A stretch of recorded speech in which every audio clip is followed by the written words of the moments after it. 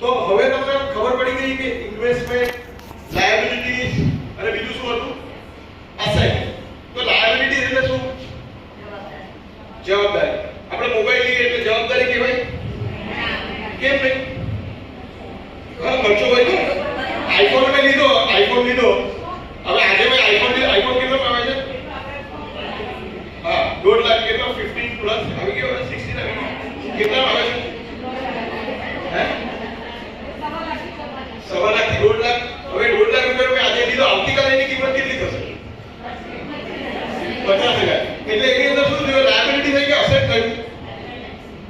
Hello, liability થઈ. મેં ઘર ખરીદ્યું તો મારા માટે લાયબિલિટી છે કે અસેટ છે? હું ફરીથી પૂછું છું. એક્સેલન્ટ, જોરદાર તાળીઓ આપવા માટે. જે આટલો બધું જવાબ આપે ને એના માટે સ્પેશિયલ ગિફ્ટ છે, ચોકલેટ સિવાય.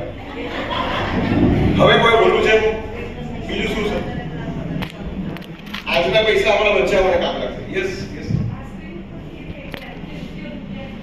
રૂપિયાને ખેંચે, પૈસા પૈસે કો ખીંચતા હે. મને યાદ કરાવજો એક, મને બહુ સરસ મને એક જોક છે મારા માટે, પણ યાદ કરાવજો, ટાઈમ મળે હું કહીશ. બીજું,